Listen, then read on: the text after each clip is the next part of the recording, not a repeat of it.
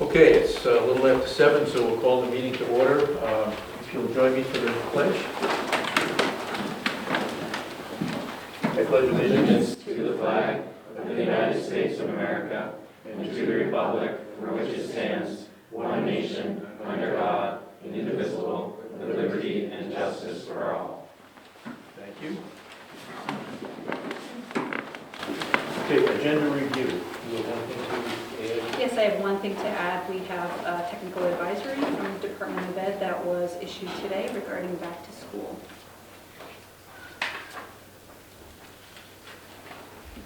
All right. Okay, the first order of business is to approve the minutes for academic affairs for September 11th. I think there were just 2 people here that were at that meeting. Right.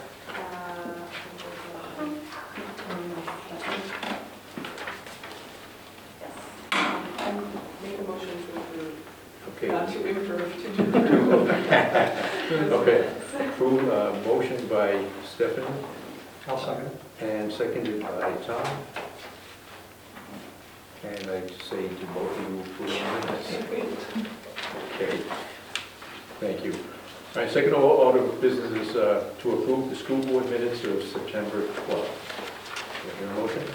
So moved. Moved by Dr. Jim, Second. seconded by Jim Pittman. All those in favor, Tom? Aye. Brody? Aye. Wendy? Abstain. Abstain. Stephanie? Dr. Jim? Aye. Jim Pittman? Yes. Charlene is not here, and Dana is not here. Okay, and it's Chair votes aye. Thank you. And approval of the manifest for tonight, the manifest being signed, accounts payable manifest in a total of $1,364,545.01. And the payroll manifest being signed is $1,977,997.75 for a total of $3,342,542.76. Move to approve. Moved by Jim Pittman. I'll second. Seconded by Brody.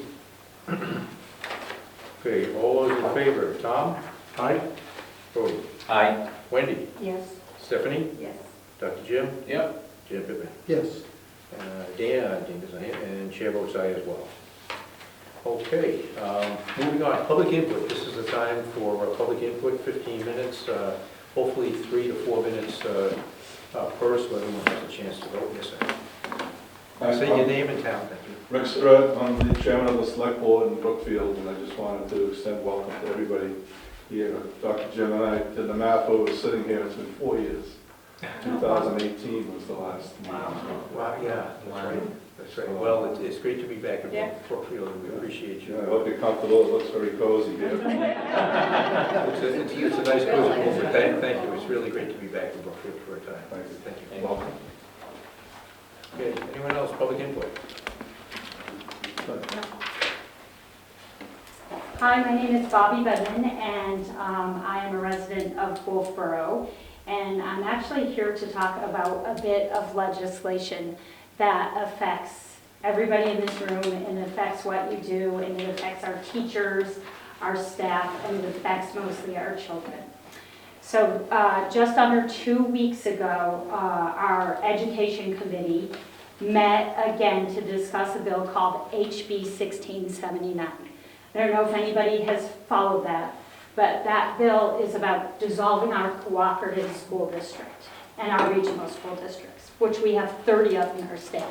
But most importantly, we'll just focus on GWRSD right now. We're actually in Brookfield, where if this happened, Brookfield ends up with 0 schools. 0 places to send your children, 0 buses to get your children there. I'm primarily concerned with Ossipee, Tufton Borough, and Wolfeboro because I'm running for office for state rep, actually against the architect of this bill. The gentleman who wrote this bill to disband our school district represents us. And I will tell you, he sits as the vice chair of the education committee. You would think the vice chair of the education committee would be endorsed by the NEA New Hampshire and the AFT New Hampshire. He is not. I am.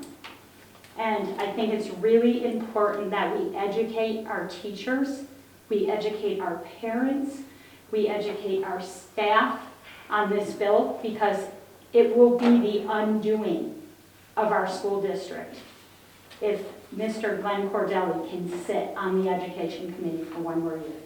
So thank you very much for your time. I appreciate it. Thank you, Bobby. Anyone else for public input tonight? No, okay. It's okay. Okay, we'll move right on then to our representative report, myself. Hi, so homecoming. Before that, let's congratulate you on being athlete of the week. Oh, thank you very much.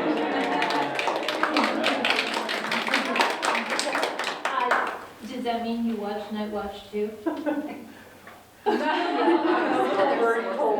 other sources. Well, thank you, everyone. So homecoming was this past Saturday, and it was a lot of fun for everyone who attended. And Spirit Week is this week. Today was Baggy Clothes Day, and tomorrow is Country versus Country Club. So we'll see who wins. Yep, I like that. And at the end of the week,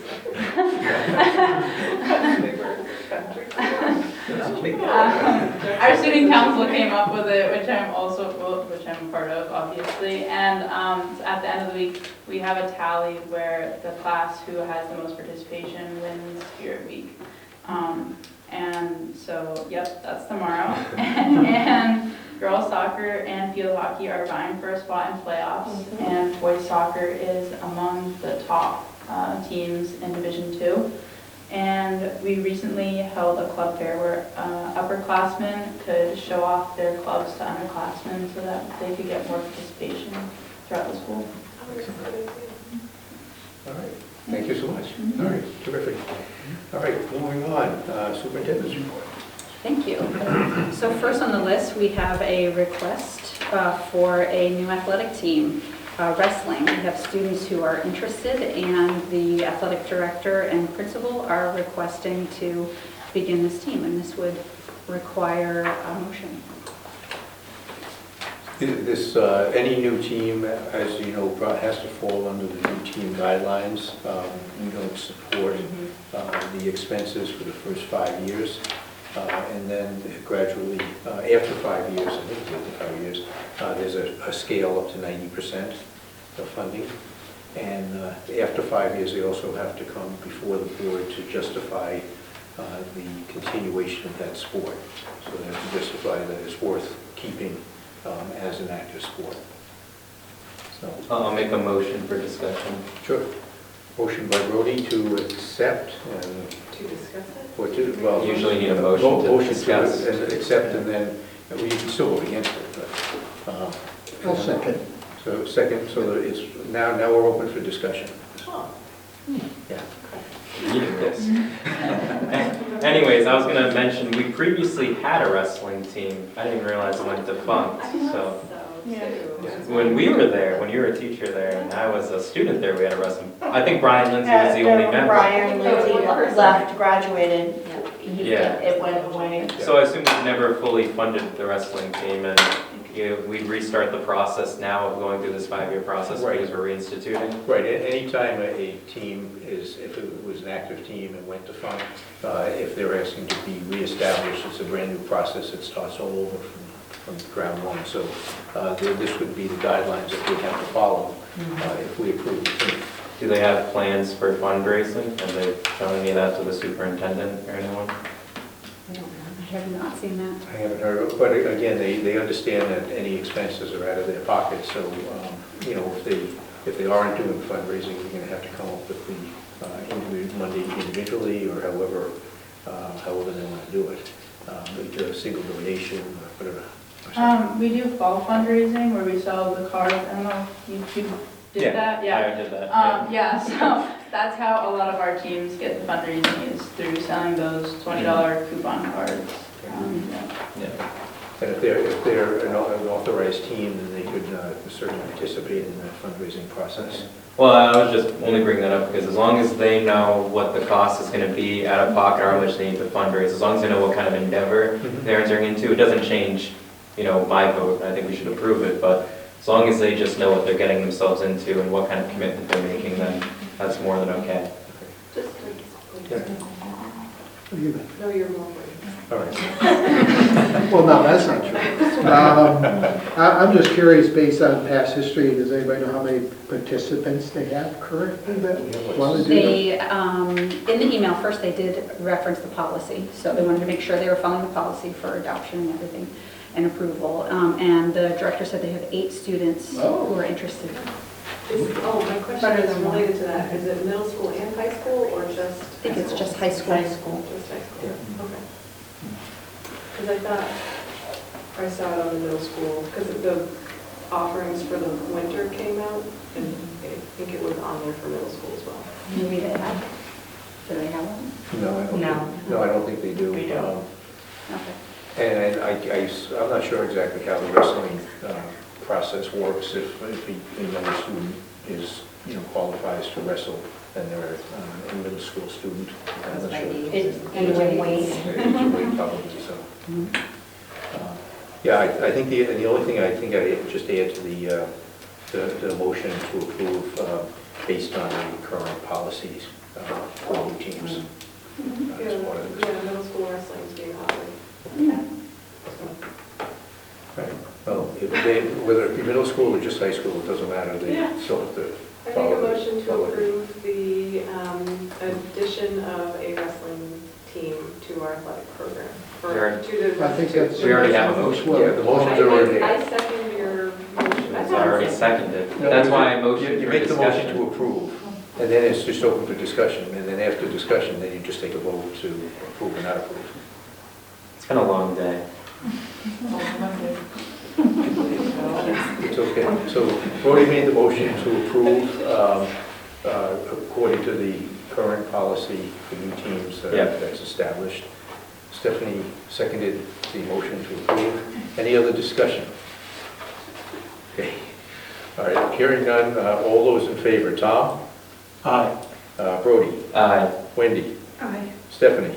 Yes. Dr. Jim? Yes. Jim Pittman? Yes. And Chair votes aye as well.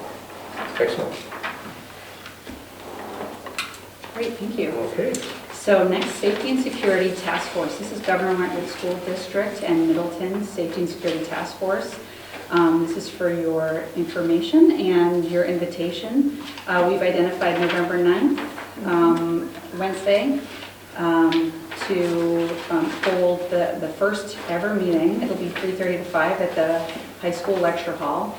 And we've invited all of our police chiefs and fire chiefs from all of our towns, administrators, and both school boards, so that we can discuss a few agenda items, safety and security, to be consistent across all of our schools and our towns.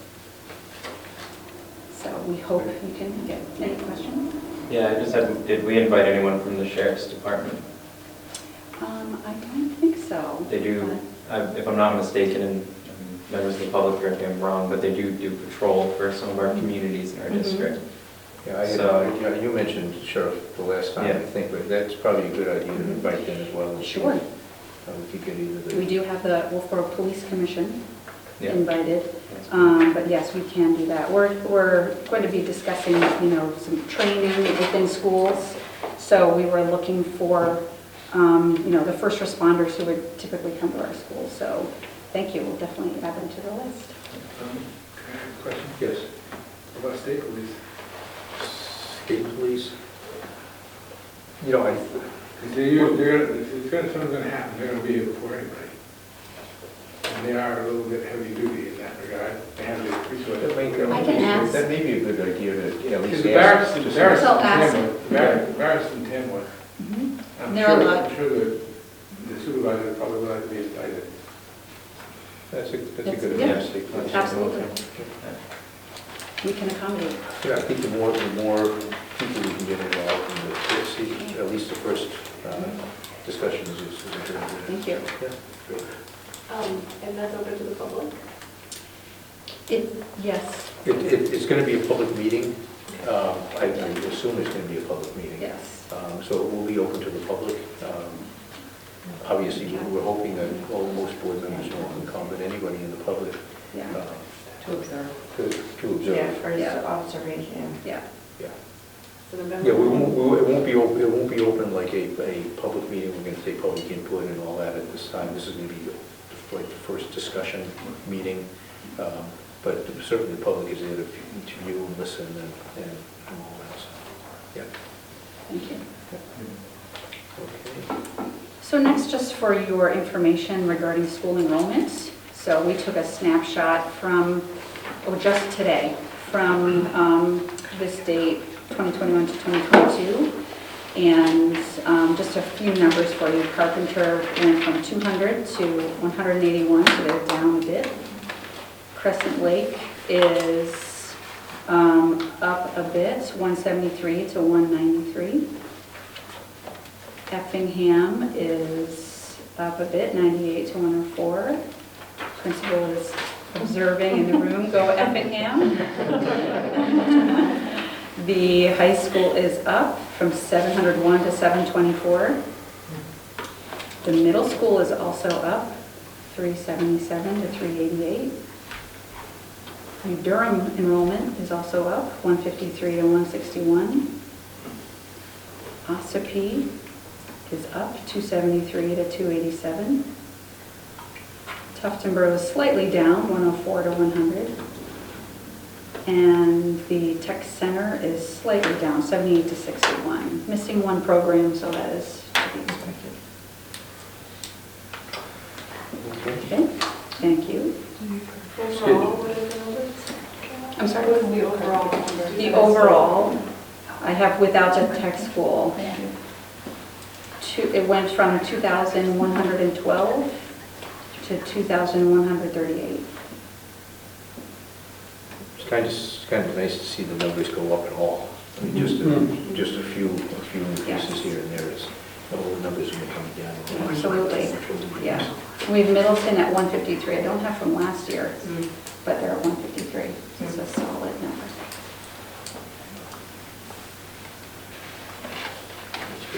Okay. So next, I'll turn to Kathy for the budget timeline. So in your packet, you have a very familiar document. Yes, it is. It is the timeline. It's pretty much set the same way it was in the previous year. I went ahead and I did pull the SB2 timeline to make sure that, you know, we have the time we need to work on the budget and to get it posted, bring it to the full board and whatnot. I actually have my own copy. That's what I was looking for. So the email has already gone out to the principals stating when they need to have their budgets into me. So in other words, they enter it into the software system and I'll be running reports. We have set up a schedule of Tuesday, October 18th, Wednesday, October 19th, and Thursday, October 20th to meet with myself and the superintendent, with all the principals and even some of the, like the IT director as well as special education director, to present their budget to us, kind of question and answer, look at overall numbers, make comments, take notes. And then the superintendent and I will, after that, look at where the schools come in at, cut, ask questions, make more cuts if necessary, and then we will have it all go to the finance committee where each principal will come and do an overview of their budget based on that, where the number lies there. Those dates are Tuesday, November 15th, Wednesday, November 16th, and Thursday, November 17th, all at 6 p.m. at Crescent Lake. And from there, we go on to the full board for a preliminary adoption on December 5th, and then a final adoption and a hearing on January 9th at the lecture hall. I do have other dates in there showing last day to collect a bargain, last day for petition warrant articles. That's January 10th, which is a Tuesday.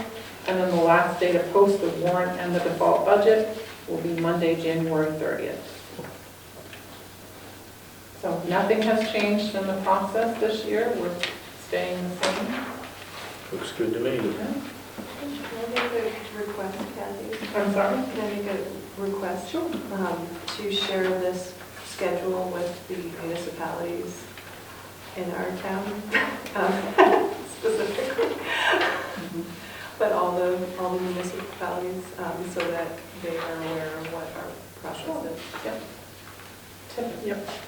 We always try to invite them, but I know, I just want to make sure we're covering and letting everybody know they're invited and what our process is.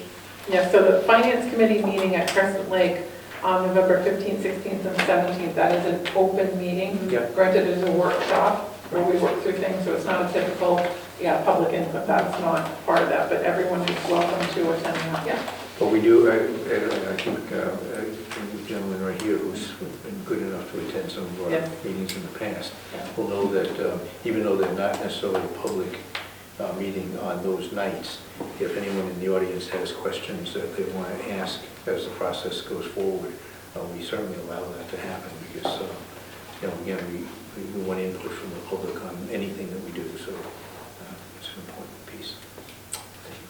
Excellent. All right. Winter weather. Yes, Must be your thank favorite you. subject. So although it's only early October, the winter weather information will be going out to families on Wednesday. So in the plan is to have one traditional snow day, which would be made up at the end of the year at the superintendent's discretion. And the rest of any cancellation of in-person learning would be remote learning at home. So all of that information, it's the same process with respect to, the communication and how to learn if school's canceled. All of that information will go to all families on Wednesday. Any questions? You said 2 regular school days, or snow days, and then No, one regular snow day and 4 remote days, or however many. Well, If there's- yeah, if right. there's- If there's more than Hope 4 it's days, not. Yeah, let's hope they it's all not. remote, but hopefully not. We've been lucky over the last couple of years. Yeah, we We have. haven't had a lot of Yeah. days that we've had All to be the on. weekends. Yeah. That's that one. So then the next speech, NHSBA. Or do you want to do your, Sure. why don't you do yours, because I'm going to have to ask Jim to chime in on it. Okay, absolutely. The DOE released a technical advisory this afternoon regarding back to school, fall colds, flu, and COVID-19. And all of these items are consistent with our current practice anyway, so I'll start with that piece. They're offering the following guidance on health and safety policies. Staff and students who are feeling ill, have a fever, or have new or unexpected symptoms should stay home until their symptoms have improved and they're void of any fever, vomiting, or diarrhea for 24 hours without the aid of medication. That's always been true for anything.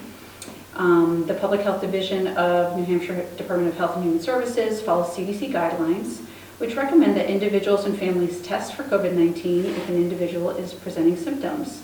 Neither CDC nor Public Health requires testing for COVID-19. So testing is recommended, but it is not required, and we don't require testing in any of our schools for returning to schools after being positive with COVID-19. Staff and students who test positive for COVID should follow CDC guidelines for isolation and quarantine, which is still 5 days, and returning after your symptoms have improved. It's inconsistent with state law and beyond the authority of the local school district to require a student's exclusion from school as a result of local school district policies that require testing or masking of students without a positive COVID-19 test. And we do not have any such policies that require excluding students from school as a result of not testing or not masking. So we're already fully in compliance with all of these guidelines. Thank you. Thank you.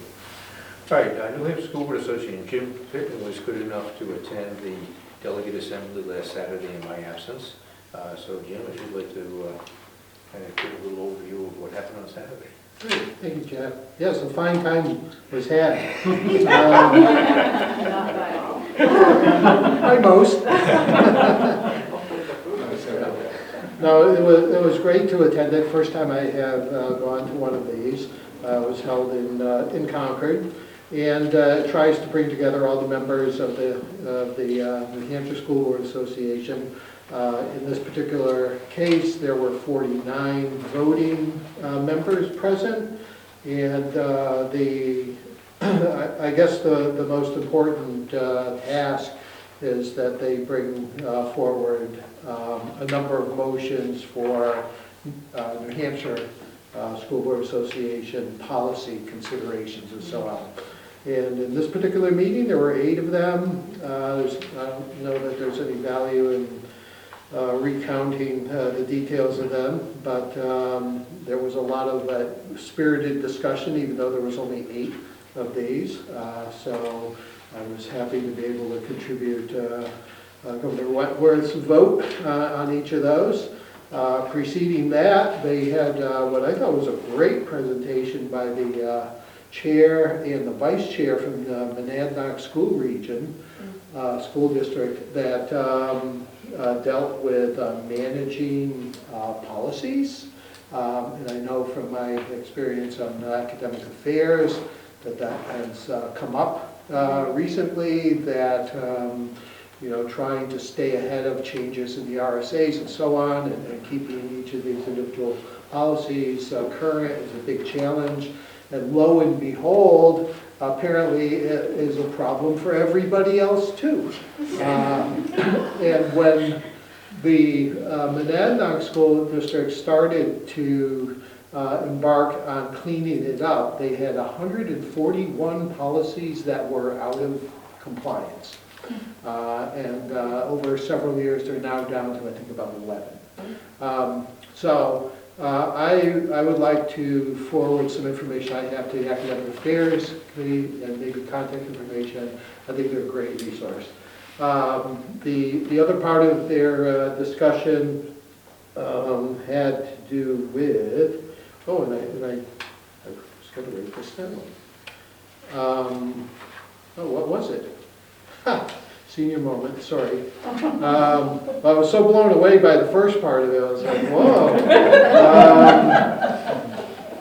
Did I take notes on that? Well, at any rate, I'll follow up at a further point, but it was also very interesting. But I enjoyed being there. I thought it was a productive use of my time, and I think for anybody else who might have an opportunity to go there, I would recommend the experience. Good. Thank you. I really do appreciate you going, and it is open, although any school district could send more than one delegate. You only get one vote. Right. If I had been there, Jim still could have gone, but either he or I would have been the voting delegate at that point. But next year's, and we moved the assembly from January to October for several reasons. Any of the resolutions that are approved can be introduced and talked about in the legislative sessions that start. What was happening in the past, we'd approve things in January, but it was really too late to do anything with them. So this way, by moving it back to October, first of all, the weather is a lot nicer to get to. We do have people driving from the northern part of New Hampshire down on this day, so it's a lot easier to get to in October.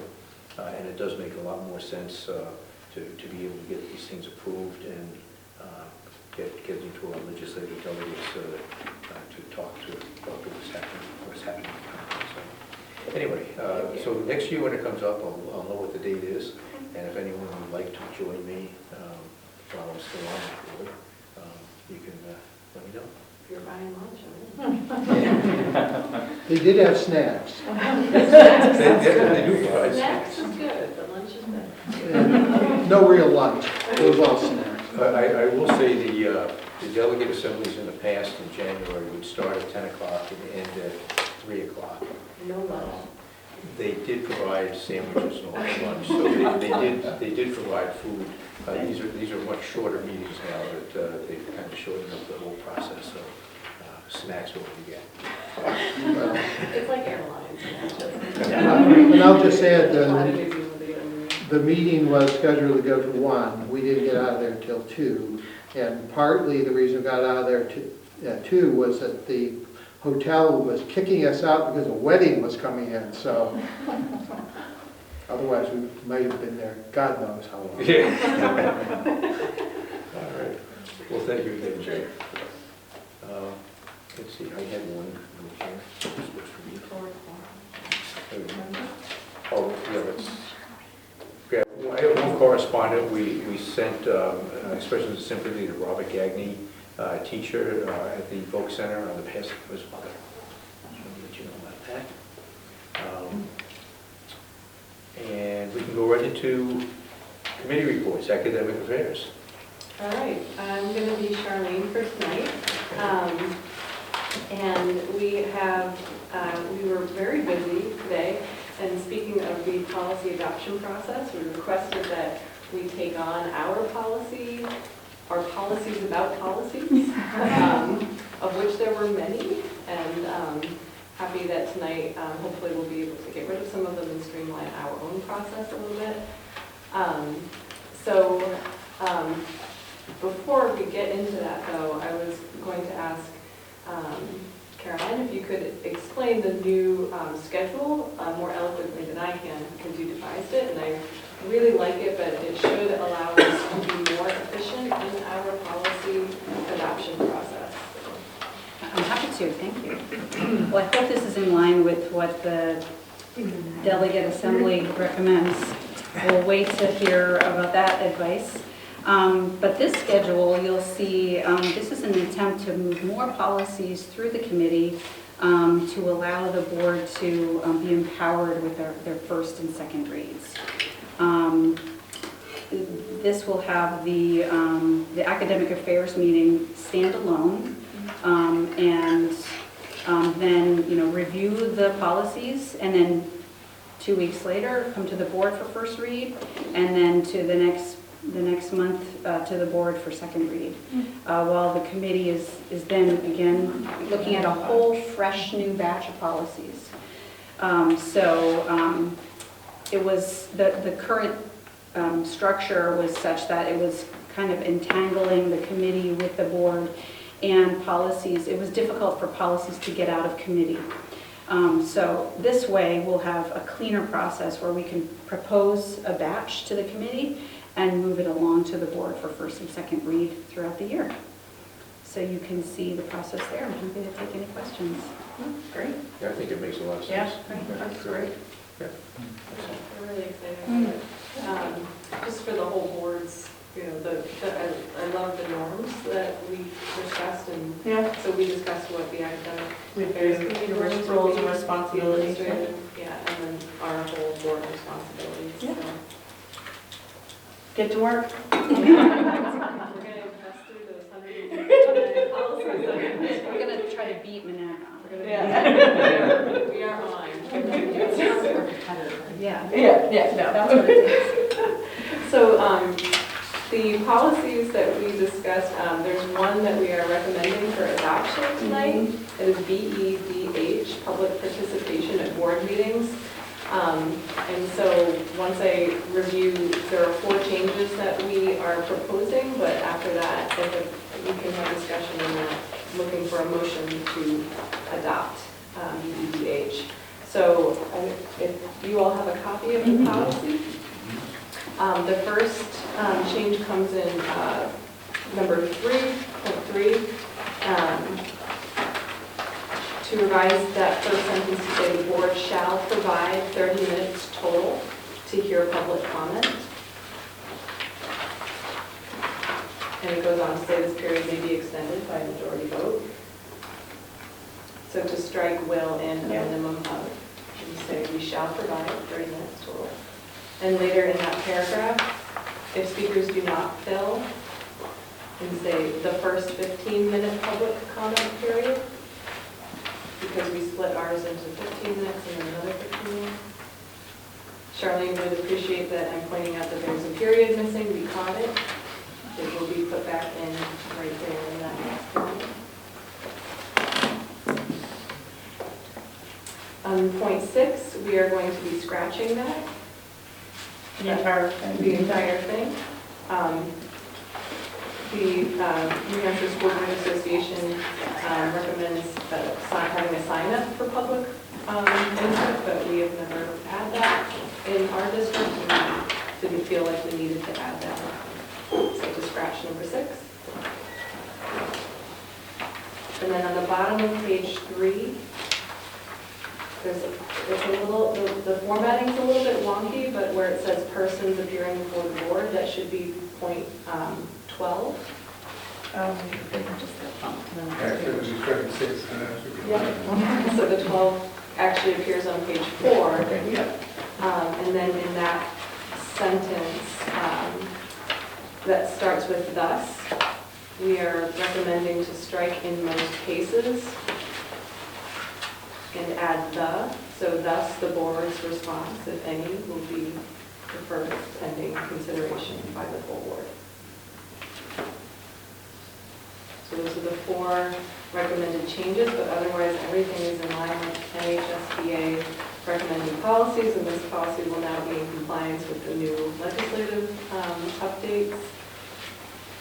And so we are at this point looking for discussion and a motion to approve.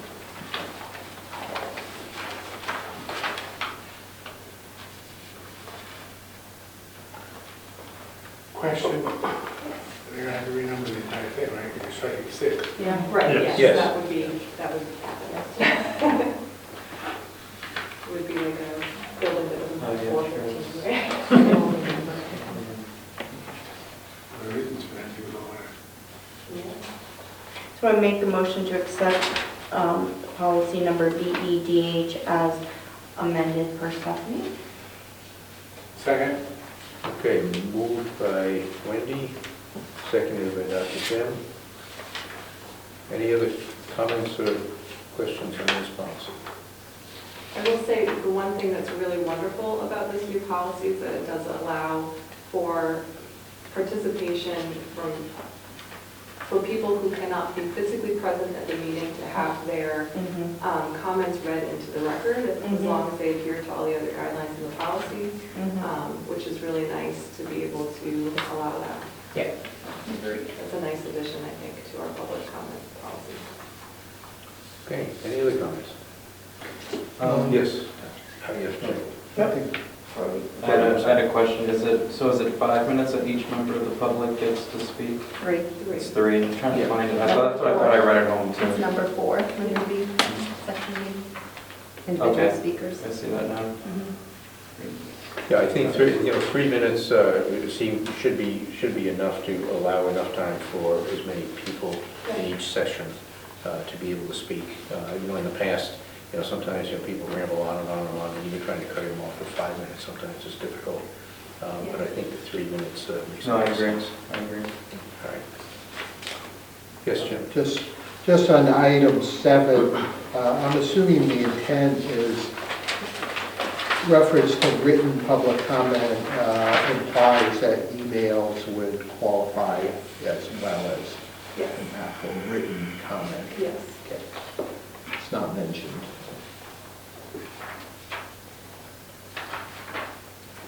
Okay.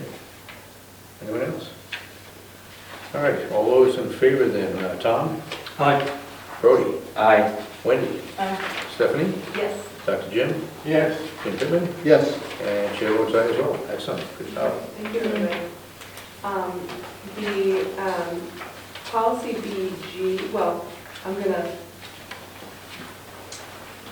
let's go to policy BG, that's for First Street. And we had a few minor suggestions. So give me a moment to find that in myself. The only suggestions we made to policy BG, which is the board policy process. This is why I will in a moment be recommending to withdraw the other 5 policies in there, because we had many policies and they can all be condensed really nicely into one and eliminate all the redundancies. But point H, we wanted to amend, give you a moment, it's on page 2. to say hard copies of the manual will be provided to each board member upon request, and at least one master copy will be kept in the SAU central office. Just write those words in between. And an electronic version will be available to the public on the SAU website. So that is for a first read, so we are not at this point looking for any motions, but if you have any questions or comments.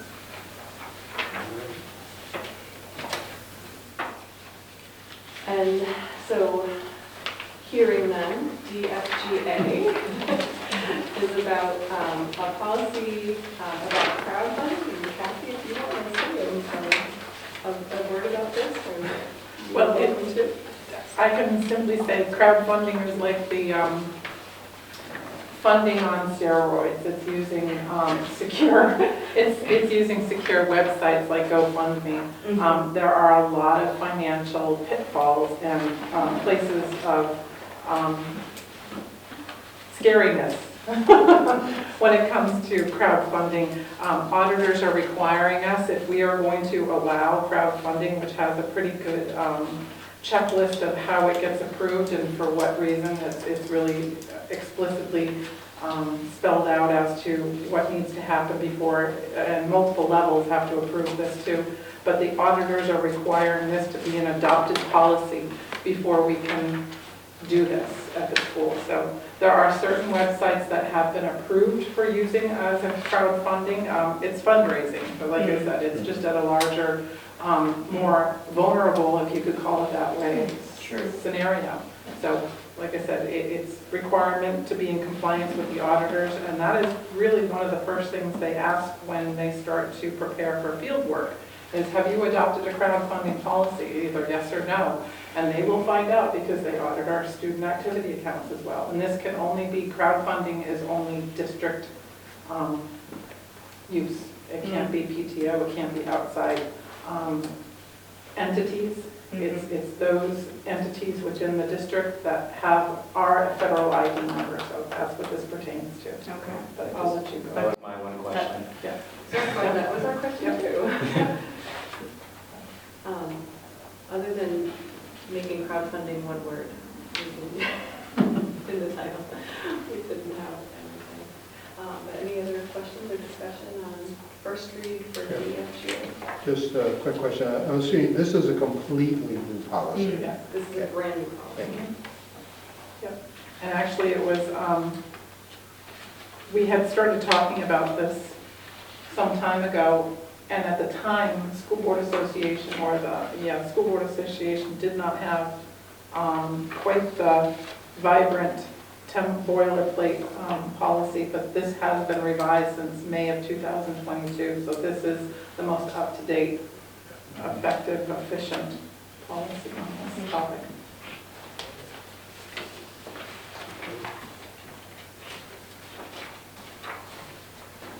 All right, so that is our first read of DFGA. And then for the last part, there are 5 policies that we are recommending to withdraw from our policy manual, and they all pertain to policy development, the policy process, policy revision, policy dissemination, and so all of the content and substantive material in there is captured under BEDH, which we just approved, and so we no longer have a need for BGA, BGB, BGC, BGE, or BGE. So I'm looking for a motion to withdraw those as a block, I have or we could do it one at a time if you prefer. I have a question. Jim says no. But if we withdraw all these policies, we haven't adopted a new policy yet. We just did. No, we didn't want the first Yeah. BGA. So I'm just wondering, should we table it until the next meeting, so then we'll take action after we implement the new policy? That's a great idea. So I'll make a motion to table all these second readings and withdrawals until the next meeting. I was just so excited to get them. I can understand why, but you never know when you need an emergency meeting 2 weeks from now and go, wait, we just dissolved all of our policy making. Then also arguably you can adopt your new policy.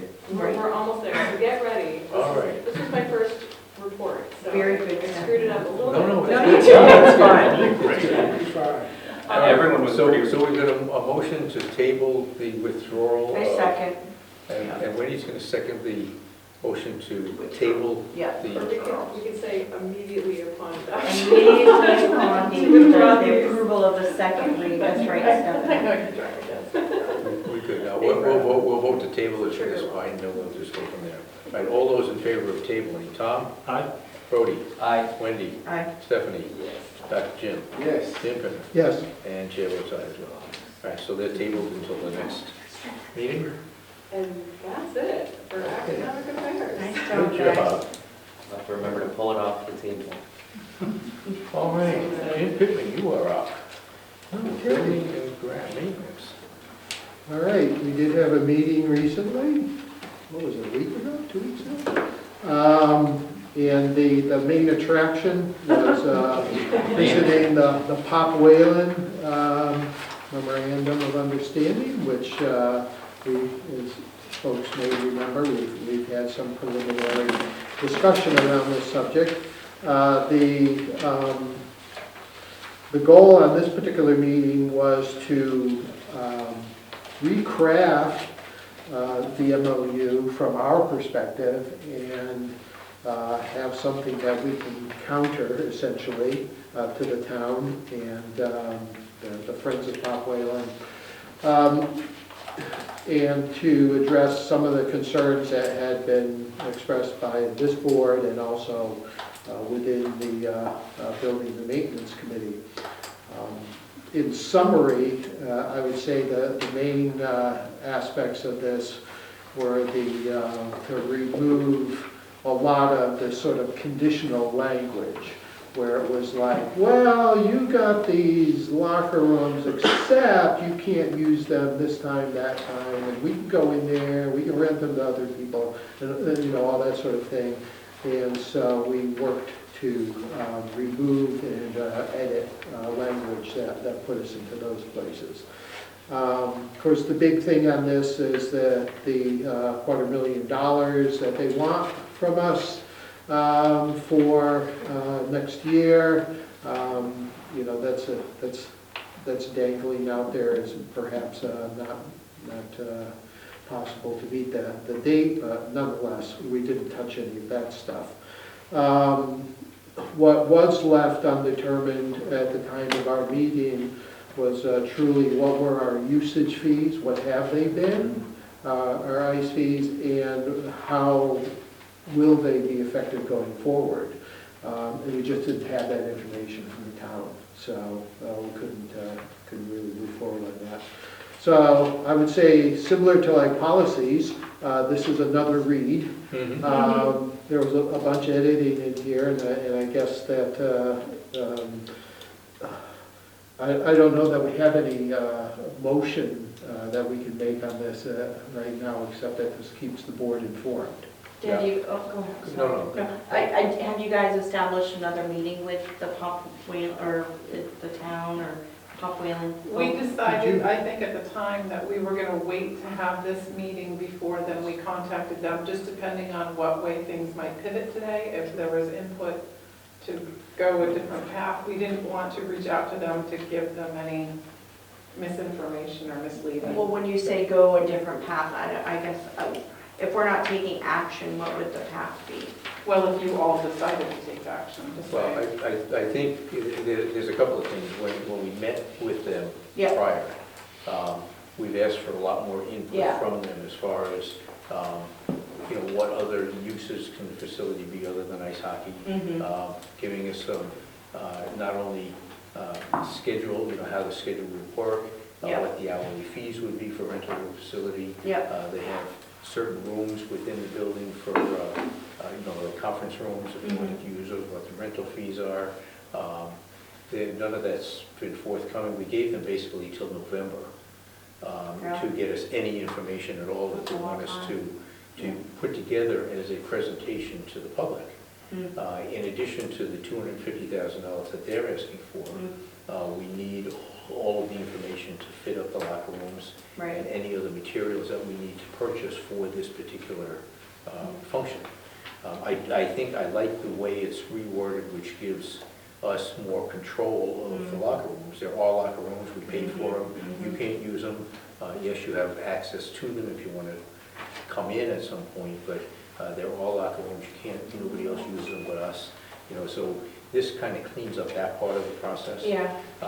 But there's a lot more work to do as Well, far as that's- yeah. putting together. Yeah. And this is,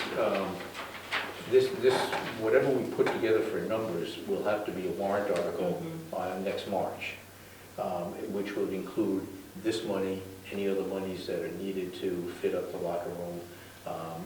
And I'm not sure if there's any other monies to talk about at that point. The other question that we had then is, if the voters vote it down, what's our option? Right. And that has to really be spelled out. If it's not approved, I don't really care whether if they build the lockers or not. They first said, well, they won't get built. Well, I'm sure the structures will get built, maybe not sold to Governor Wentworth, but at least they'll be built. But beyond that, what are our options and how much does it cost to use the general locker rooms? Right. Understanding if it's hockey season, all the bags and all have to be taken out at the end of each game and all that stuff, they can't stay there. It's just what it is. Brody? I would like to make one motion to edit this and then a second subsequent motion. Okay. That's in order. Well, So- yeah, go ahead. My first motion would be on section 4, subsection A, to change the term Pop Whalen Arena to licensor. Oh, yeah. I think we've consistently used the word licensor throughout it, and the Pop Whalen Arena isn't anyone. And it should be typed, it should be listed correctly as Poplar and Ice and Art Center. Yeah. Just as it should all be, everything should all be changed if it just says Poplar. I think we use everywhere else Yeah. the term licensor, Yeah. so Yeah. just for consistency's sake. So that's my motion, if anyone would like to second. I don't know if we need to, we're not approving anything on here, I think. Well, It's I had a really second, just I had a edit. subsequent motion after, Jack. Okay. Well, if I can just All right. observe, looking back at our meeting, my meeting notes, is it did say licensor at that time, so I'm just wondering if this was There was another, inadvertent editing. no, I think this was when I received the electronic copy of the original, because at the time I just had a paper copy. Yeah. Oh, okay. I realized that there were some differences between, I think even Caroline had a different version, original version than some of us did. So I made sure that I went from my copy and that I missed that one where, thank you, Brody. So I'm just I'm making that motion. All right. Someone second, please. I'll second. Okay. All right. Tom. At least we can discuss it. Well, all right, well, motion and seconded to change the wording in number 4A. But does, by doing that, are we like approving? Do we just No, change we're this? just- We just change this document? We're that's just all. changing the yes. existing document. So- We're not approving any document. No. Okay, we're just changing one word. Yeah. Yeah. Okay. All those in favor of accepting the change in wording? All those in favor? Tom? Aye. Brody? Aye. Wendy? Aye. Stephanie? Sure. Dr. Jim? Yes. Jim Pittman? Yes. And Chair votes aye as well. All right, now what's your second? My second motion was to not approve, but to transmit this document to the town manager and the Wolfeboro Board of Selectmen. I would now- say it's premature. You would say it's premature? Yeah, I think we need, I think included in this document should be a schedule of fees. Yeah. Okay. And that more information that we're looking for, plus, I understand this is just between us and the town of Wolfeboro, but I think more details from them is required to be included in this document Yeah. before. Well, I guess more my point is that we've created what we think is acceptable to us, even if it isn't approved, and that we should show them, this is where we're at. So then they might just say absolutely no to this, and then this is all, there's no action needed in November. If we're all in favor of just sending a draft, a current draft of some of the changes, specifying it's not a final document.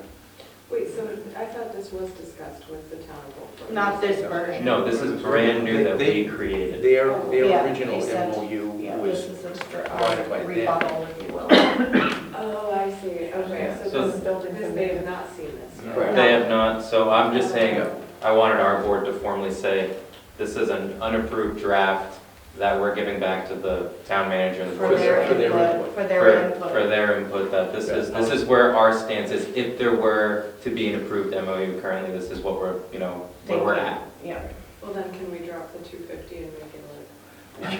I already asked that question, and it was their one non-negotiable, Okay. was price. I asked, the building and maintenance committee asked, could we have a plan for multiple installments? Four-year plan. Could we have a lower amount? And it was just, Yeah. that was the only point. They said everything else in their mind was negotiable.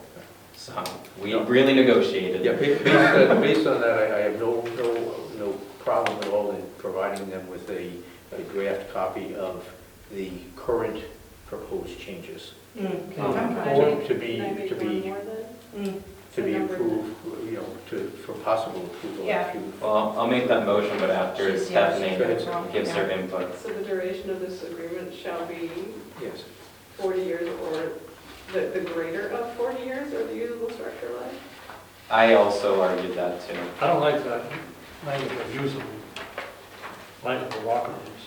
Well, I don't see how think, I think what they were saying was, if the building collapses in 30 years, we're just out of luck. Well, we could spread 250 Well, I don't over wanna be 40 involved. years too. I want them to pay us our share back. Yeah. Prorate based on the number of years that it was, Yeah, plus interest. Is that, I mean, what was it, Kathy, I can't remember, but what was it that I wanted, didn't I just want it to be the structure is usable? Because I felt as if the structure, based on today's technology, will last longer than 40 years. My issue was setting the arbitrary 40-year mark. I thought actually usable, the structure's usability made the most sense, would have us locked into a longer deal. That was my belief, but then everyone said that we should go with a firm date, and then we ended up, wasn't this the compromise? Because I was complaining that I felt 40 years might be too short. Well, it was also built 40 years ago, and I think that's where they came up with the 40. the original lease was for 40 years too. Mhm. The original MOA that they sent to us. Mhm. I knew there was a laptop rodeo, I'm sorry, I know you did, Yeah. we worked on a lot of them. I don't have your copy of your notes, but I But know there was talk of we kind of, changing that. I guess, yeah, my point is we kind of discussed, I mean, I was actually going to bring up out of my notes to mention this meeting, but I decided to let it go, be water under the bridge, but that was the only thing that I would be open to substantive changes on, is changing point of how long we want the agreement to be. I think it's fair, I just don't know how other board members feel about it. Another point to the usable life of the, the locker rooms, is that the participation in high school and youth contact sports has been declining since about 2009 by about 10%. And I presume that has to do with the traumatic brain injuries that they found in football players. So in 30 years, parents might be saying, no. It has to just do with the structure.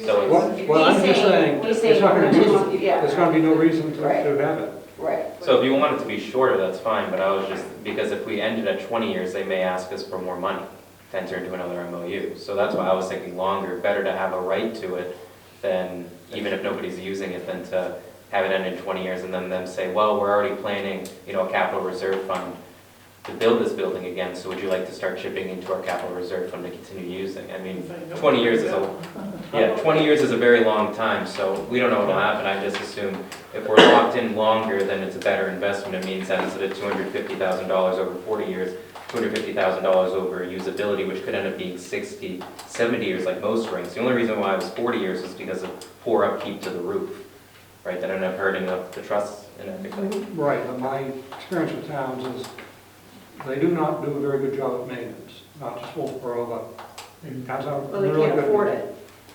They can't afford it. Yeah. Again, I'm going to say it again, my personal struggle with it is we're asking every town in the district to maintain a building that is not a Governor Wentworth Regional School building. It is a building of Wolfeboro. And that is just my struggle with it personally, because we're not supporting our own building. We have a lot of buildings in our own district. And, we support the NIC, which we removed from our complex, and we give money, and the town utilizes that and has a park there.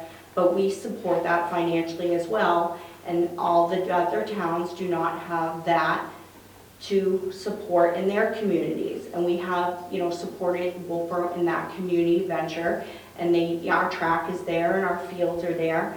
And again, I just feel, regardless, whatever the end cause is, my point is we're asking the taxpayers to support a building of the town of Wolfeboro, not of Governor Wentworth, where all our people are supposed to go. And that's, I'm not going to say it again, that's just my last time saying it. No, and I don't disagree with that. I think. It's just my personal, it's just my personal opinion. The NIC is a different Well, yeah, because story, it's where our track, the kids, the We made the sports. decision not to put a track. Yeah, in the and I field. totally support that. But again, we rent that space on a yearly basis. Yeah. It's not a one-time $250,000 that you're going to build a track or to exclusive use for the track and all. So it's certainly different. This really is very different. It's very different. They're asking us to buy part of their building. Correct, and that's what I mean, and that's my only difference, I see it through a different lens, and again, I've gone and utilized the NIC on my own accord, and I hope other people in the district feel that they can bring their children and, through, and again, I cheered my child on in track and other kids. To me, it's a little different feeling, and this is one sport at this point, it's hockey, and I know the town of Wolfeboro has plans to make it something different over time, but we don't have control of the master plan of the NIC. Well, I mean, and that's why we asked for some of those specifics for the war. Presentation. Yeah. Because this has to be a roadshow like we did for the King's for the complex. To an extent where if we're going to sell this to the public around the district, we have to know complete cost. Right. We have to be able to justify why it's being used more than just hockey. Well, that's what they need to see the vision. Yeah.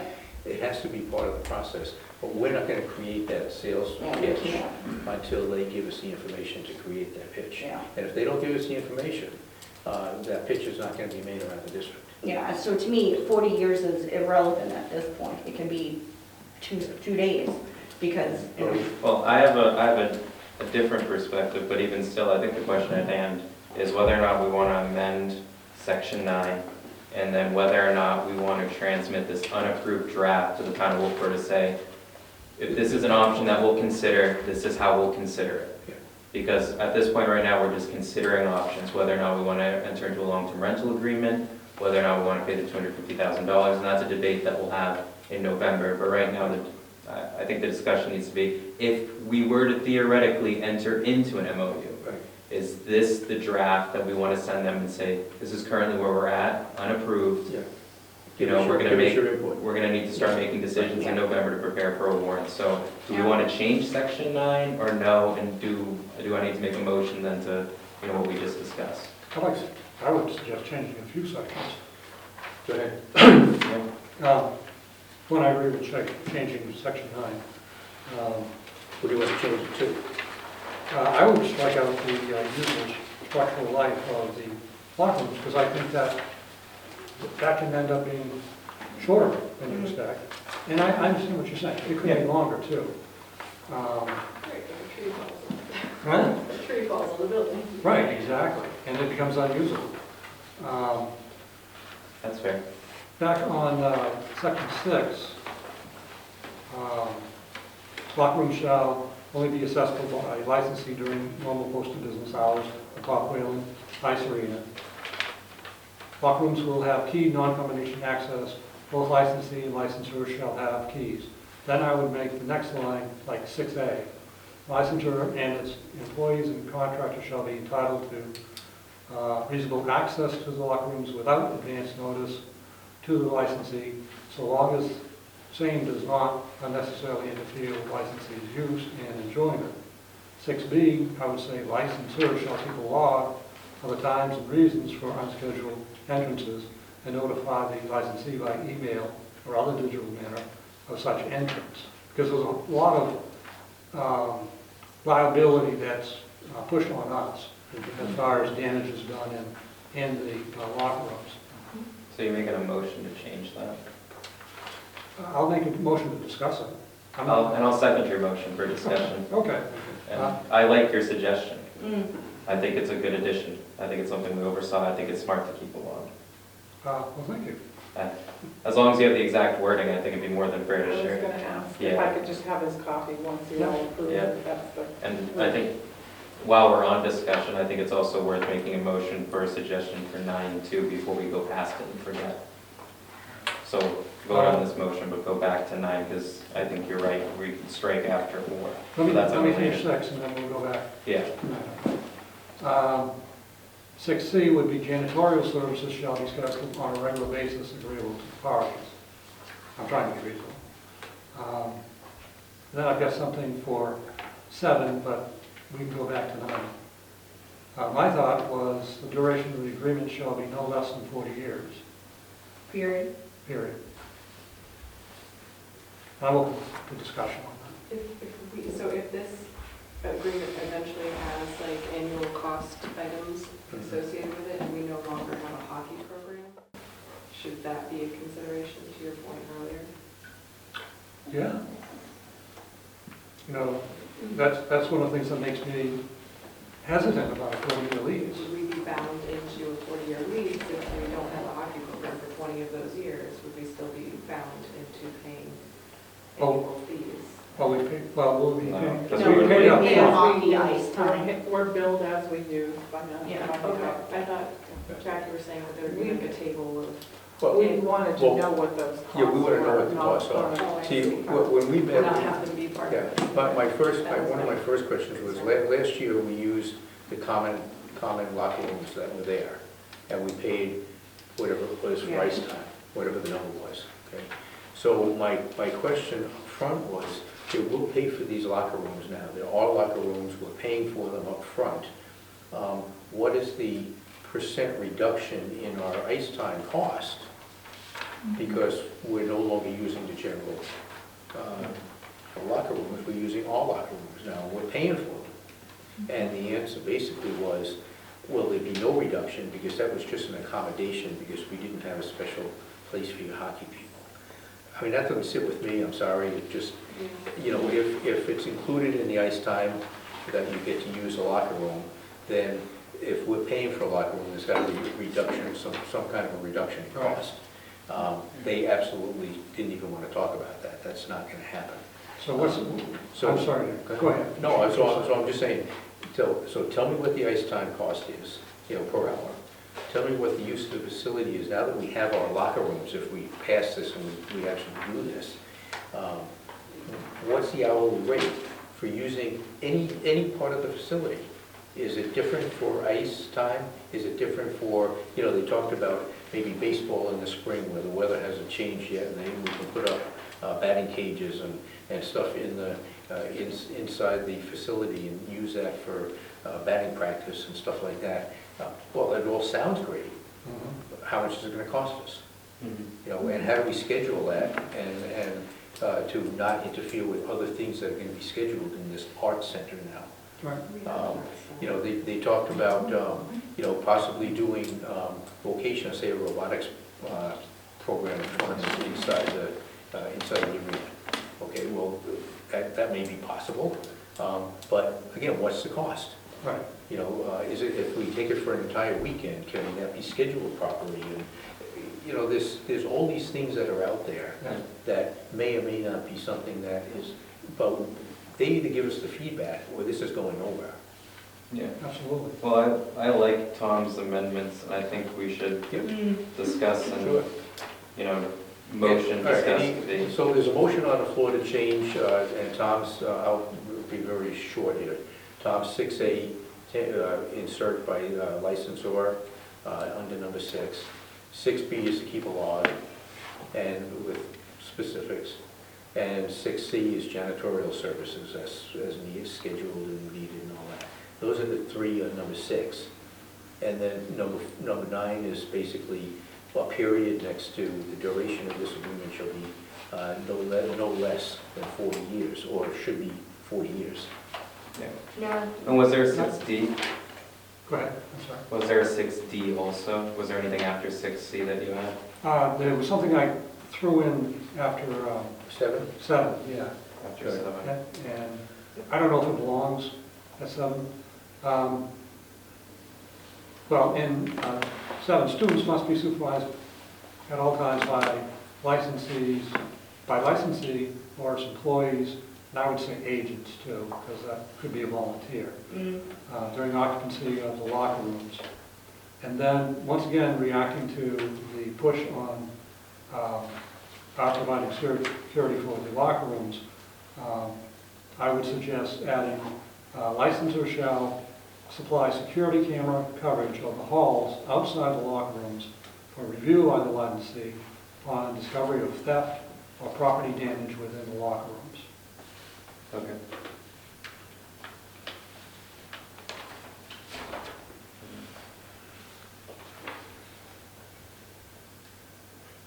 I'll second that, but just for one bit of discussion. Sure. The only thing is agents, I think we discussed we didn't want, I think it's current policy that volunteers aren't allowed to be the only sole watchers of our That's students. So I as long as we just drop agents, then I'm totally okay with every Right, yeah, suggestion that's that you fine. made. think your point, though, you suggested that it go under 7, but it really probably belongs under 5. Okay, Because that's the point that speaks to lawsuits. Yeah, that's a good point. Items of personal property. Yeah, that's fine with me. yeah, that's good. Okay, so we're inserting So it would be like cameras 5B. Under 5. on 5 instead of 7. Okay. So it would be like 5B, I think, right? There'll be a 5 subsection A. But there is an A on the second. Oh, sorry, it's on the back side, so it'll be a 5 subsection B. Yeah, my apologies. That's okay with me, and I'll second all of that. I have a question, and I don't know if it's something that should be in an agreement or just something that's generally discussed, as you were saying, and to your point, Wendy. Would students who aren't on the hockey team be able to access the ice because they are students of Governor Wentworth and we own a part of the building? Well, that's a good, it's another question if. Would they get a discounted Would they be rate able to or? go to a free skate if they showed their student ID card, for example? Right, You and know, use the for locker free? rooms if they wanted to. Yeah, What? like during free We'd have to skates, have a- like. We'd have to have that. We'd have to have an employee Right, there, yeah. again, to, again, if Or it's also, even just access to the ice during. well, access to the ice. skates. Like what do the town, what do the Well- residents of Wolfeboro have access to? And They Pay for the ice. They pay a reduced fee for ice time so compared can our to the students general. have that same reduced fee? I think that'd be more than fair. Yeah, I also think Wolfeboro doesn't have a lot of free time. no, Right. their free skate is pretty, Clubs. is pretty minimal. Yeah. They have the night men's league and Kelly. back there. Wolfeboro does have the occasional free skate, and they do have a little bit of a discount for other Governor Wentworth towns, though they do not have one for Middleton. Well, they do, you're right, they do have a discount for Tuftonboro, but Tuftonboro pays a fee in our tax, in our annual budget to support the Popwell Arena, so we pay that and then we get a discount for the ski slope and the ice time. Right, but my point is they do have some free skate, and they do have some discount for other Governor Wentworth towns. So it would have to be here. Well, I think that that's another Yeah, thing would that. it need to be in? Yeah, this? and I like that idea, Yeah, I saying think that that's all, something all students in Governor Wentworth are at the same rate as the residents of Wolfeboro.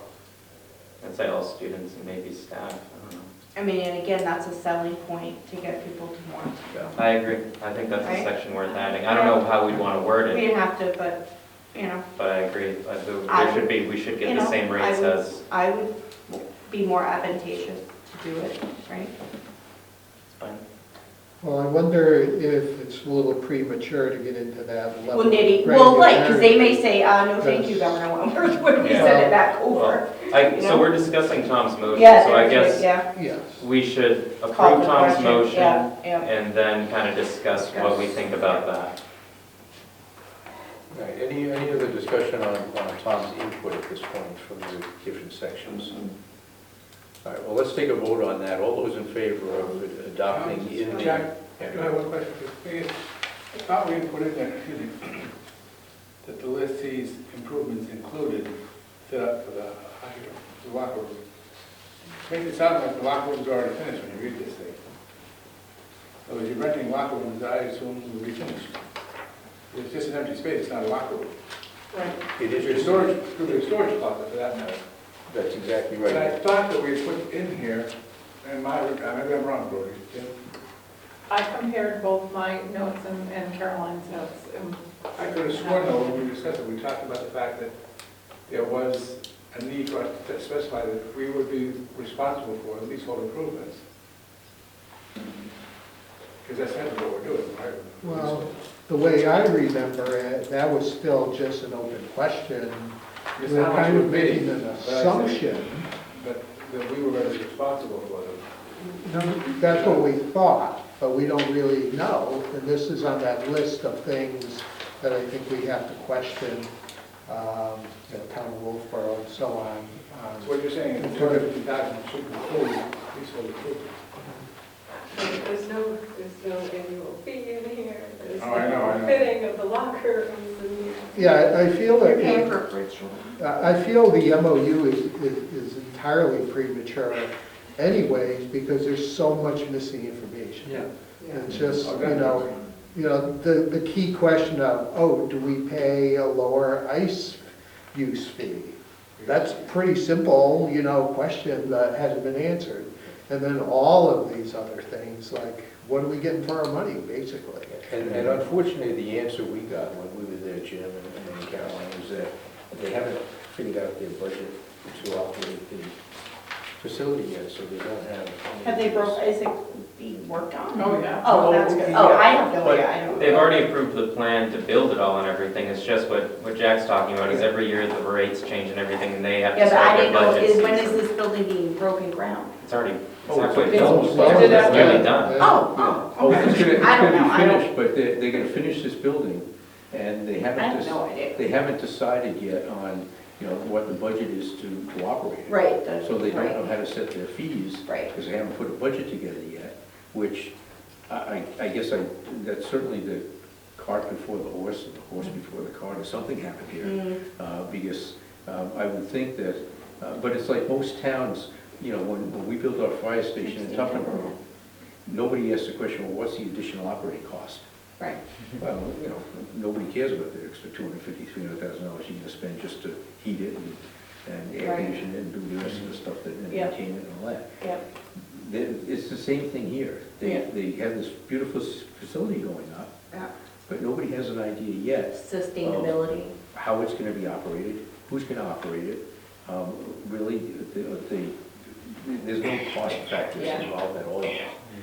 And we need to know that Yeah. before, I think if I think, yeah. unless we approve these changes. Yeah, I agree. I agree with Brody that Yeah. we should send them Yeah, I a agree. draft Absolutely. of what we're thinking of as a first draft of a. I think we should send our questions. Revised MOU, With send it. us your questions, and there'll be additional input from us on what we want to include. Yeah, I think we should send the draft Yeah. with our questions and say, here's our current draft, here's all our questions, please get it back to us before our November meeting. I don't want to push them on the questions. I think they're important if we're going to Well, discuss it in they're November. important, but we already asked them for the answers. When Jim and I and Caroline met with them, Yeah, but that's we- been weeks. Yes. then that's their problem, Yeah. not mine. Well, but I think for us to make an informed decision on behalf of our taxpayers, we need to formally ask the town and say, listen, we've asked you informally, now we need a formal ask, because apparently we can't informally ask you and get basic answers after a month. If they want, They own the if they burden, want, if they own the burden, is exactly right. That's If true, they, yeah. if they want us to move forward with this, get us some damn answers. That's- I'm sorry, it's just, you know, we asked, we said, this is what we need to know. If you want us to sell this product to your taxpayers, get us the answers. And you have until November 1st to get them to us. So we've given them a deadline, we've told them what we need, and if they don't respond, this can go in the back drawer, and, Yeah. you know, that's my whole. Figure it I around. mean, this is the way I see it. Now, I may be completely wrong, but we ask the question, they either give us the answers that we need, or this doesn't go forward. And we're not going to create a warrant article to satisfy them. We want to create a warrant article to satisfy the taxpayers of this district. That makes sense. But we need all the information we need for it. Oh, I agree, that's why I just. And if this doesn't go forward, somebody wants to put a petition warrant article on, perfectly fine. I haven't seen a petition warrant on since I've been on the board that's passed. So, I agree. just to, To your point, first of all, do you want your sailor speak in the record? Because it was pretty strong and cool. that's fine. So, Let somebody listen to it. so relative to so you said that $250,000 was the one thing they were non-negotiable on? Correct. But if that is the cost of outfitting the locker rooms, wouldn't we have the ability to, like, to put out a bid and gather our own materials? This is just to build a locker room as The a shell. that we're gonna rent. Oh, this doesn't not include it? This No, it includes doesn't. nothing. This is why we're trying to get it That right. Yeah. Okay. Right, all of the other information, that's another information we need to get from Aaron Okay. and all that, what kind of facilities inside are gonna be in the locker room. Right now, these are just blank walls. You open the door, there's nothing in it. But you're saying right now there's no walls that are gonna be built at all? Well, the answer said, if we don't pass this, what happens? And they said, well, the locker rooms just won't get built.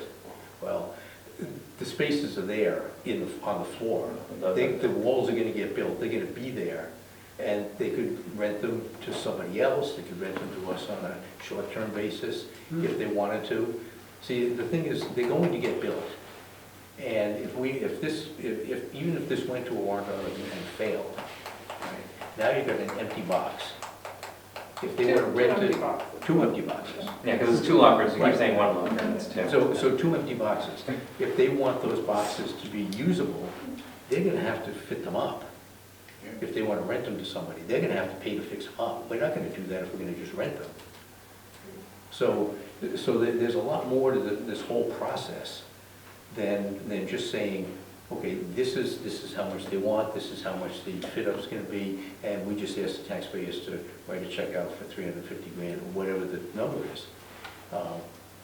There's so much more information we need from them, but I do think they should get a draft copy of the first pass on changes that we'd like to consider in an MOU. More information will be forthcoming. Okay. Yep. And that's That- it. So I will second that motion to make the proposed changes that we discussed this evening and send it to the Okay. Well, we haven't even approved the changes. Well, that's the motion to approve it and then send the draft to the town. Okay, then I'll second. All right, moved and seconded, to approve the changes and send a draft proposal to the town of Wolfeboro for their review. Right. All those in favor? Aye. Aye. All right. I think we're done with that. Yeah, that's fine. Yeah. I knew that was gonna be a warrant discussion. While we're still in building and maintenance, Building and maintenance, Is there another rate that we need to about the soccer field. Yeah. Help building our rec center. No, this is Kathy. Did you want to say anything about the lights in the art center? Oh, yep, I just, let me grab my notes, they're not very thorough. That was the other item on our agenda. It was a follow-up, so the lights in the art center are Kingswood Art Center. Yes, on our property. The lights need to be replaced. The art center is over 10 years old, and the lights, when I'm talking about replacement, I'm talking about in the actual auditorium. The lights out in the hallway they're the same lights. But they're focusing right now on the auditorium. We had a quote of about $73,000, but it's old, as in last April old, and the prices have gone up. But the building and maintenance, the maintenance department, as well as the contractor who's been working and doing repairs for a very long time in that art center, who knows it like the back of his hand. I had a meeting with him earlier, actually, and Scott Giesler, I had a meeting with them at the end of June about the situation. The lights are so old, the company that manufactured them is no longer in business, so they have to replace the whole each Fixture. yeah, the whole entire thing. It's not a light bulb change. Yeah. So, I had stated to them that there were multiple funding sources in which to pull from, but I had stated that we do have a trust account, a maintenance trust account, that at the end of June had $177,966 in it. But this needs to happen. I think the group had recommended moving that along to the full board. And I do know that if this were to be approved today, let's say, I know that the company, in order to purchase the lights, put them on order, get them, would be out of it, and then we have to coordinate with the art center schedule itself. I did state to the committee that most likely we're looking at spring. And spring is when I would be looking at what we have in unreserved fund balance or what's left in our large warrant article of $200,000. So just depending on where we stand, the funding could be somewhere else. But we do have the funds in the maintenance trust. When you say maintenance trust, what is that? That's different than capital reserve. Yeah, We have a warrant article every year, Yeah, that is that's- 1 year. yeah, It yeah. doesn't go anywhere, it goes Correct. back to the taxpayer. Right, Separate from that, we have trust accounts, which are either capital reserves or expendable trusts. correct.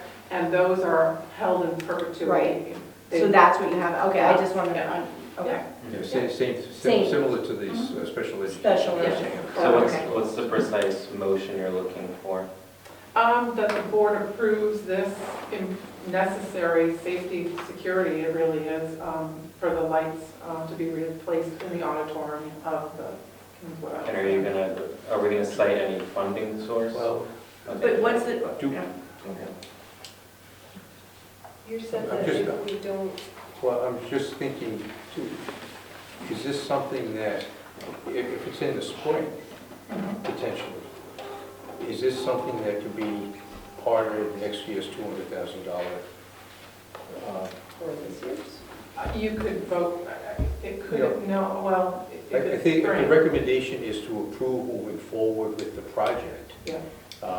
that I think makes a lot of sense. As far as the funding, I think we leave that To up be to you, determined. or to be determined. So Yeah. I think moving forward with the process of replacing the lights is the right motion, and then the funding to be determined at a later date. Okay, then I'll make that motion. Right. Motion to approve the replacement of the art center lights, the interior, the Second. art center. Right, the Second by Dr. existing Jim. ones Okay, any other, and again, funding to be yeah, determined. this is, I heard your second one, so I'm discussing. You said you was higher, how much, like, what is that quote that you're asking us to? believe it's going up about 10%. So probably 80,000, 85,000 or something like that, maybe. So it's gonna be about $200,000 then? No, no, no. What did you say No. it was? 77,000. 77. Oh, I thought you said 177. No, we got Oh, 170 okay. somewhat in I'm the so- reserve. That's when like, The trust account had, has okay, so 177,000. sorry, thank you. Oh, I got lost too. Yeah. Okay, 'cause I'm like, So wow, those are roughly expensive. 85,000 are going to, but Okay. again, funding to be determined, Got funding source to be determined at a future. it, got Okay, Thank you so very all much. those in favor, Stephanie? Sure. Dr. Jim? Yes. Tom? Yes. Jim? Yes. Wendy? it. Yes. Brody? Aye. Chair votes aye as well. Okay. Thank you. I think that concludes my report. Well, good, because I have nothing in finance except the dates. Remember the dates that we just put out for There finance? anyone? And if you're not on the finance committee, you can still come and watch the process.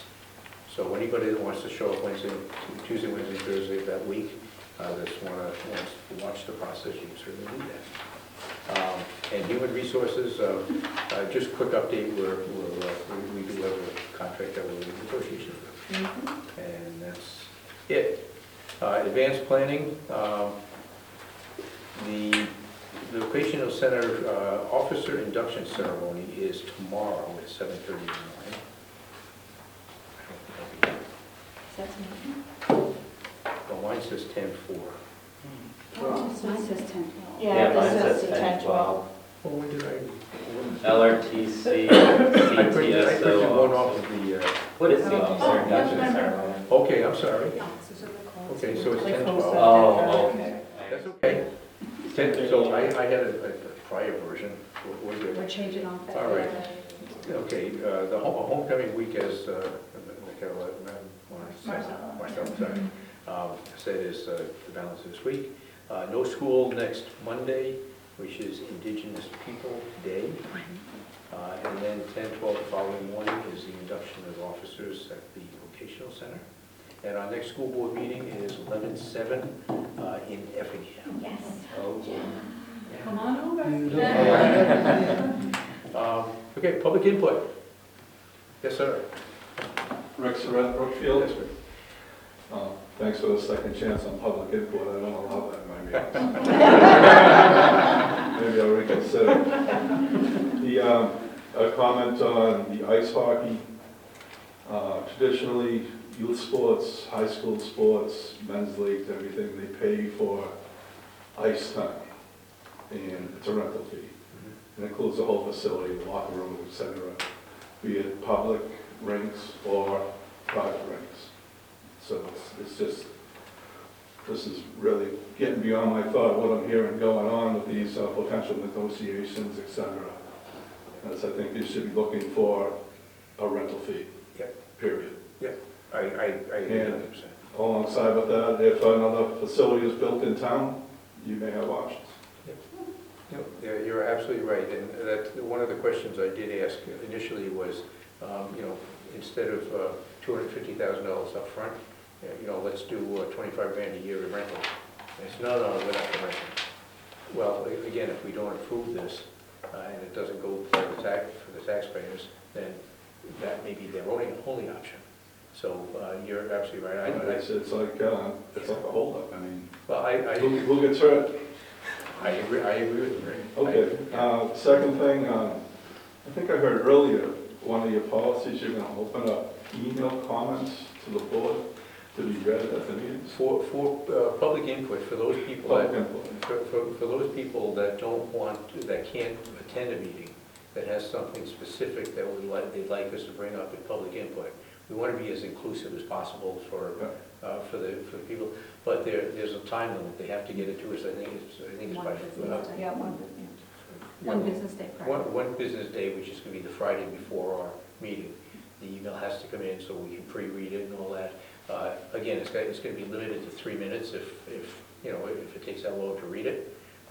We'll look at it. If it's inappropriate questions or comments or whatever, and it's not going to be read, we can do that.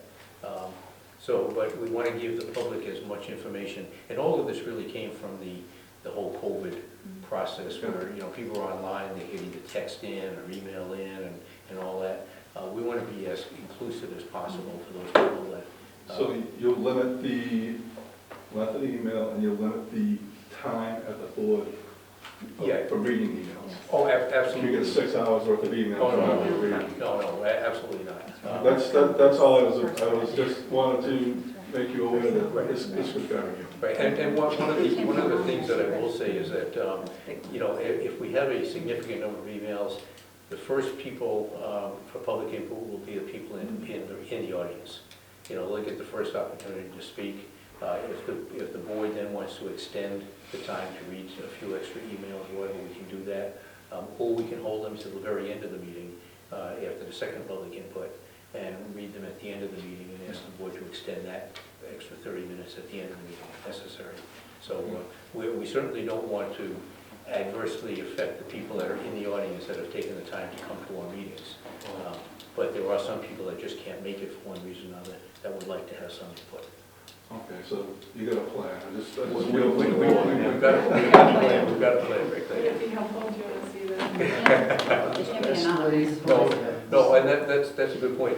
Any email cannot be an anonymous email. It has to come from somebody with, have this, their name, just like you, name, town that they're from. It's gotta be, it can't just be a blank email from some email. Yeah, I'm just sharing. Yeah. We're gonna be very careful about that. Right. Anyone else? Oh, yes, sir. Yeah, so, Name and. Nick Williams, Effingham. I just want to comment on the remote learning. I have 2 younger kids, and I think the remote learning for the younger kids is really, not really beneficial to them. I'd rather see the old blizzard bags that they used to get sent home. I think those are a lot more advantageous, especially I've talked to a couple of teachers too who have kids in the district, and it's hard for them to run 2 classes, or a class, as well as their kids, get their kids on remote learning too. So, especially for the young kids, I mean, older kids, probably 5 or 6, graders, they can probably get on, no problem. But my kids, plus my kid has to bring her laptop home every day, which just increases the chance of her breaking it, and then I have to pay for it. So, just food for thought. That's a good suggestion to look at. Thank you. Appreciate that. Anyone else? How do you feel about good old-fashioned snow days? I'd rather start earlier and, take the soda. I mean, I don't have to work from home. My wife has to take care of the kids when those are remote days, so I get out of it, but God bless her. Okay. Any closing comments by board members? Well, I'll take the advantage to say thank you all for coming. Thank you for having us here in the town. It's been 4 years, It has been. Yeah, crazy. and I'd love to have it continue on. And Rick and I agree, Yeah. this is the best time to have it, because in August, we can't do it here. Yeah. No, and I agree. I think a nice moving drive into over. October was perfect for us, and if it works for you, I think on our next calendar when we put out, October's a great time to Yeah. be here in Brookfield. I got 2 minutes from here, so I don't know. Oh. Thank you, Rick. Yeah, thank you. It's our Thank you pleasure. so much for It's having our me. pleasure as a town to have everybody here. Hey, Rick, it's sometime we ought to meet over in the other building, though, just to show them what it's like. Whenever you want, next year, we can set it up. Yeah, because the thing is, this room is gorgeous, Mm. and God bless the selectmen, they do a nice job with it, but the building next door is historic, #1. And it's what you'd expect it to be if you're going to a small town meeting. Yeah. That's the spot. The only comment is that, let's get some wireless mics that we can at least talk into, because the acoustics there are terrible. And I think we all know that. Oh, yeah, it's But we just point through, we won't meet them. Okay, yes. Let me coattail on that remark. When I was in the Effingham School recently, Don't tell, it's such a big reveal. Oh, yeah, there we go. it has to do with microphones. And hopefully, it's a good thing. Tune in next week to see more. We'll see you next month. When you come to Effingham. November 7th. November 7th. We have a new sound system that we're super excited to share. Awesome. Excellent. Yeah. Thank you. That's quite nice. Student Bella Kemper for video, if you don't. Bella Kemper. Okay, thank you for videotaping us tonight. I appreciate you being here. And hopefully you have other meetings that you can continue to do this for us. Appreciate that. Thank you. Thank you. Thank you for embarrassing me. And one more thing, guys. Marcella, did you hear anything about the Ag Science class, the Peach Farmers America FFA going down to Deerfield Fair? I did, they made an announcement this morning. Okay. Yeah, sorry. Do you remember when the announcement? I believe the tree identifying group, I don't remember what I'm pretty sure that they placed at the Deerfield Fair within their category, and the tractor, they had a tractor group too, and I think they also did pretty well. But yeah, they went down to the Deerfield Fair, I think this past weekend.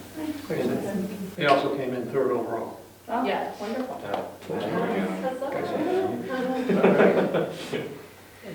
Okay, if there's no other, I'm sorry. I say this all the time, but tickets are already on sale for Spam-A-Lot, so if you're interested, kingswoodtheater.org. And also the first edition of the year of Night's Watch came out on Friday, so now you can watch it. Okay. It's on community TV, Kelly. No, Or it's on the, YouTube or- yeah, it's on the, there's a YouTube channel. But it's called Night's Watch. It's Night's Watch, it's the high school news program. All right. I will send you the link. Is it part of WCTV? No. Just YouTube. Just you? Yeah, it's its own YouTube channel. Oh, okay, It does. that's what I was thinking too, Tom. Yeah. But, all right, I'm checking it out. All right. So now I'll entertain a motion to go into non-public because we do have non-public. So Yeah. moved. All right, moved by Brody, seconded by, Ready? all right, I'll give it to Wendy. Do we have stats? That's someone out there keeping stats. Thank you. Non-public? Yes. Brody, Aye. Wendy, Stephanie, Dr. Jim. Yes. Jim Pittman, Yes. and me. Okay, we're in non-public, thank you. Okay. Thank you, Ann. Thank you.